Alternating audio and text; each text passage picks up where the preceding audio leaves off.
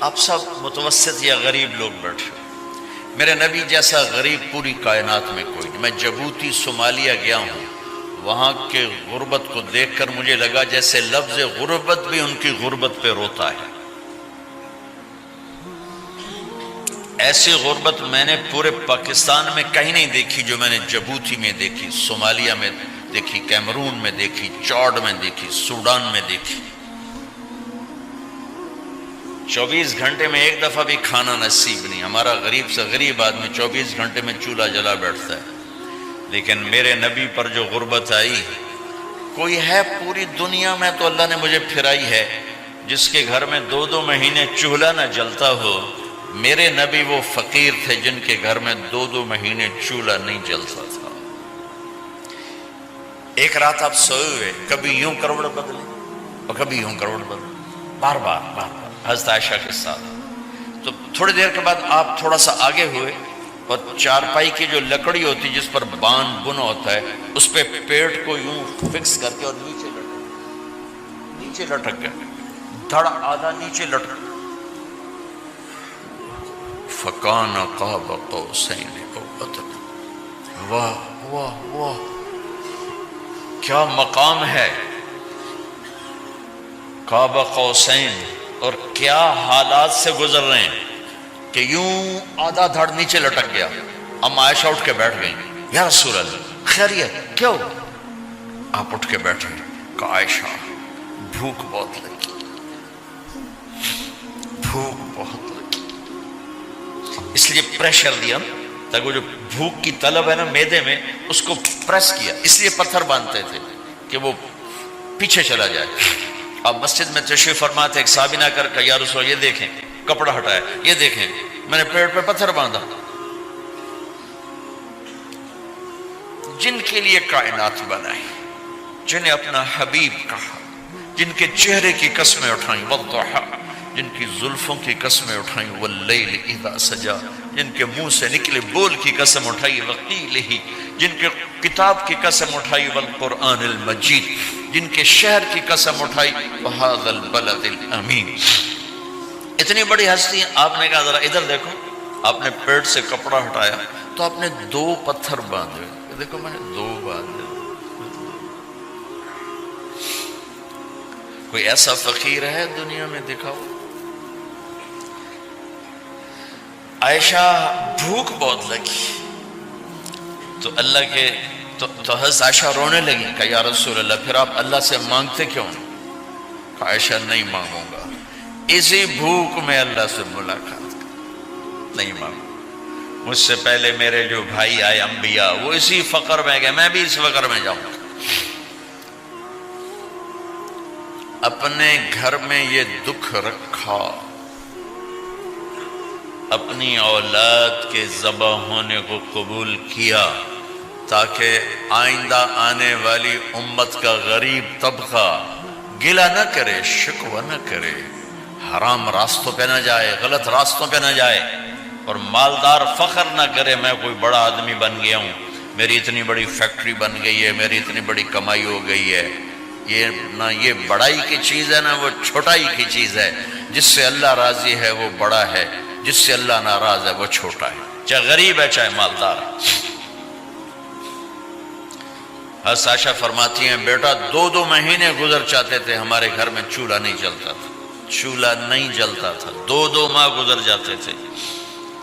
ایک دفعہ باغ میں تشریف لے گئے، عبداللہ بن عمر آپ کے ساتھ ہیں، صبح کا وقت ہے تو اب کھجوریں گری پڑی، جو ملک نہیں ہوتی نا، کسی کوے نے ٹھونگ ماری، کسی طوطے نے اس کو ایسے ہی وہ اس کو ٹک دیا اپنی اس کے ساتھ چونچ کے ساتھ، تو وہ گر پڑی۔ اب اٹھا کے صاف کر کے کھا رہے تھے اور عبداللہ سے کہہ رہے تھے عبداللہ تو نہیں کھاتا؟ انہوں نے کہا جی مجھے بھوک نہیں ہے۔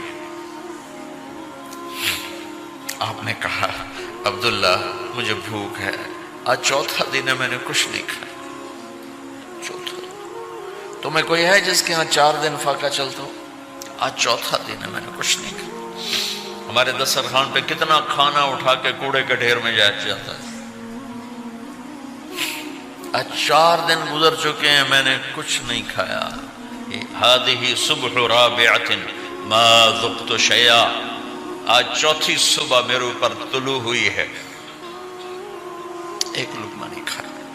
آپ مسجد میں بیٹھے تھے، کعب بن عجرہ آئے تو آپ کو دیکھ کر ایسے کہنے لگے یا رسول اللہ مالی اراکا متغیر اللون، یا رسول اللہ آپ کا چاند سا چہرہ چمکتا آج مرجھایا ہوا کیوں نظر آ رہا ہے؟ تو آپ نے یوں دیکھ اپنے پیٹ پہ یوں انگلی رکھ کر کہا ما دخل جوفی ما يدخل جوف ذاتکم منذ ثلاث، کہا آج 3 دن گزر چکے ہیں، پیٹ میں ایک روٹی کا ذرہ داخل نہیں ہوا، ذرہ، لقمہ نہیں ذرہ، روٹی کا ایک ذرہ پیٹ میں داخل نہیں ہوا۔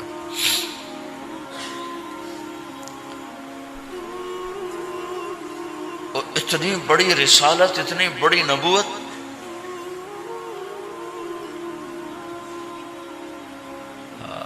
اپنی امت کے غریبوں کی تسلی کے لیے اور اپنی امت کے مالداروں کو سبق دینے کے لیے کہ اللہ رزق دے تو اپنی حیثیت نہ بھولو، اور اللہ نہ دے تو اپنے حبیب کی قربانی نہ بھولو۔ انہوں نے تو جان بوجھ کے یہ کیا، جان بوجھ کے، یہ نہیں کہ آپ کو کوئی تنگی اللہ کی طرف سے، جان بوجھ کے۔ اور سارے گھر کا یہ حال ہے۔ حضرت فاطمہ رضی اللہ تعالیٰ عنہ سے ملنے گئے، کہا بیٹے میں اندر آ جاؤں، میرے ساتھ عمران بھی ہیں، ایک صحابی تھے عرب سردار، میرے ساتھ عمران بھی ہیں۔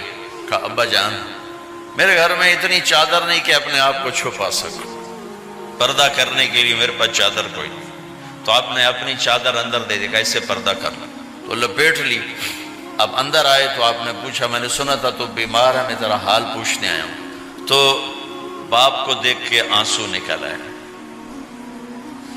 کہ یا رسول اللہ بیماری بھی ہے اور بھوک بھی ہے، دونوں ہی ہیں، صرف بیماری نہیں بھوک بھی ہے۔ بڑے بڑے مصیبتوں سے لڑ جانے والے ماتھے پہ کبھی بل نہ آیا۔ بیٹی کے آنسوں نے پگھلا بھی دیا اور رلا بھی دیا، آپ بھی رو پڑے، آپ بھی رو پڑے۔ پھر کہا میری بیٹی نہ رو، والذی بعث اباک بالحق ما ذقت من 3 ایام طواقا، آج 3 دن ہے میں نے ایک لقمہ نہیں کھایا، میں تیرے ساتھ۔ اور میری بیٹی میں تمہیں بتاؤں، میرے رب نے مجھے کہا تھا میرے حبیب اگر آپ چاہیں تو احد پہاڑ سونا بنا دو، 10 میل لمبا چوڑا ہے احد پہاڑ، 10 میل، میں احد پہاڑ سونا بنا دوں آپ کی خدمت میں پیش کروں؟ تو میں نے کہا نہیں یا اللہ مجھے نہیں چاہیے، میں ایک دن بھوکا رہوں گا، ایک دن کھانا کھاؤں گا۔ پھر فرمایا بیٹی کیا تجھے یہ عزت کافی نہیں ہے کہ اللہ نے تجھے جنت کی عورتوں کا سردار بنا دیا؟ یہ سرداری سونے چاندی میں تل کے نہیں ملی، ہوئے ہوئے ہوئے قربان جاؤ۔ بھائیو اب سب ماشاءاللہ نوجوان نظر آ رہے ہو، تھوڑا وقت نکال کے اگر آپ پڑھے ہوئے ہو اپنے نبی کی زندگی پڑھا کرو، اپنے نبی کی زندگی پڑھا کرو، بڑا ایمان بھی بنے گا، حوصلہ بھی ملے گا۔ آپ حسن حسین کو کہتے تھے میری آنکھوں کی ٹھنڈک، میرے جگر کے ٹکڑے، میرے سینے کی ٹھنڈک، میرے لاڈلے، جنت کے چاند، جنت کے سردار، میرے 2 پھول، یہ سارے الفاظ حسن حسین کے لیے ہیں۔ اور ان کے بھوک کی وجہ سے رونے کی آواز سنتے تھے اور تڑپتے تھے، لیکن روٹی نہیں مانگی ان کے لیے، روٹی نہیں مانگی، کہ اپنی امت کے غریبوں کو تسلی دینی تھی کہ اگر میں فقیر بن کے جا رہا ہوں تو تمہارے اوپر بھی امتحان ہے، چند دن برداشت کرو۔ آپ نے فرمایا سب سے پہلے میں جنت میں داخل ہوں گا، سارے نبیوں پر جنت حرام ہے جب تک میں نہ چلا جاؤں، اور ساری امتوں پر جنت حرام ہے جب تک میری امت نہ چلی جائے، سب سے پہلے میں جنت میں داخل ہوں گا۔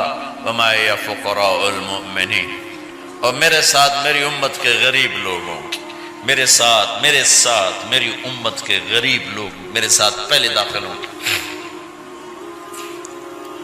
حضرت فاطمہ کے گھر میں فاقہ حد سے بڑھ گیا تو حضرت علی نے فرمایا کہ جاؤ اللہ کے نبی سے کچھ تو مانگ کے آؤ، کچھ تو پیٹ میں جائے۔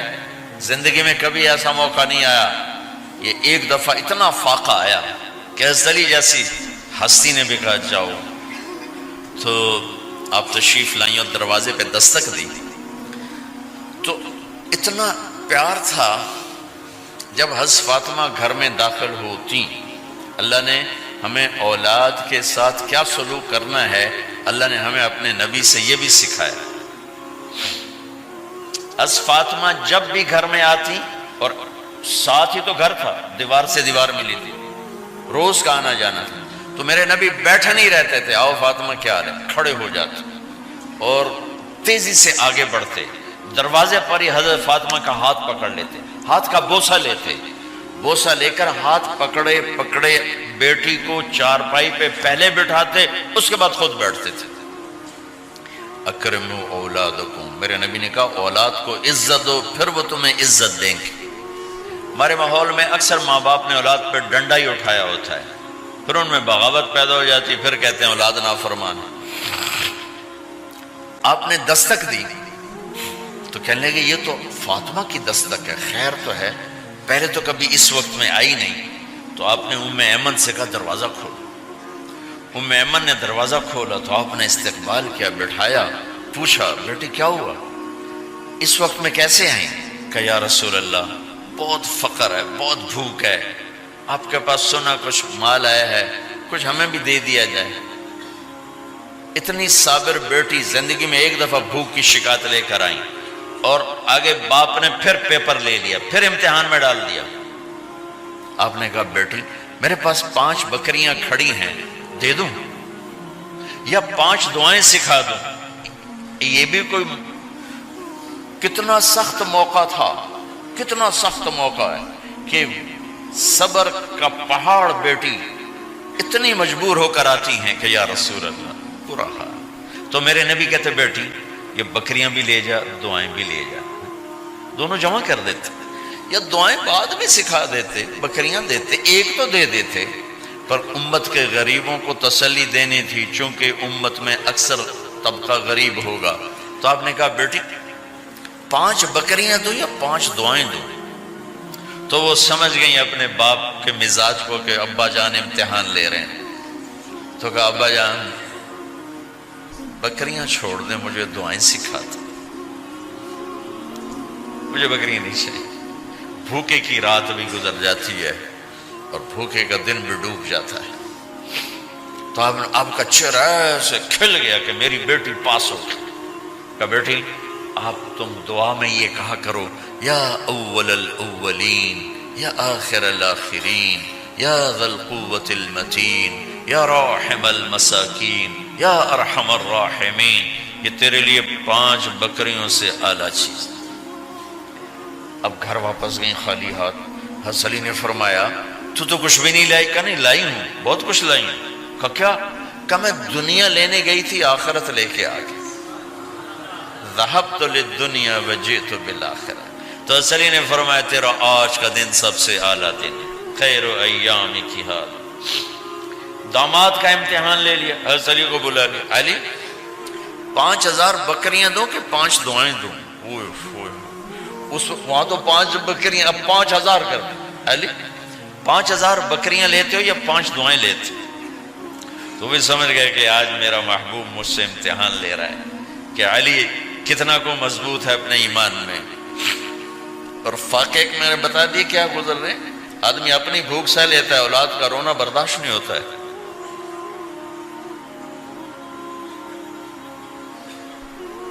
علی 5 دعائیں دوں کہ 5000 بکریاں؟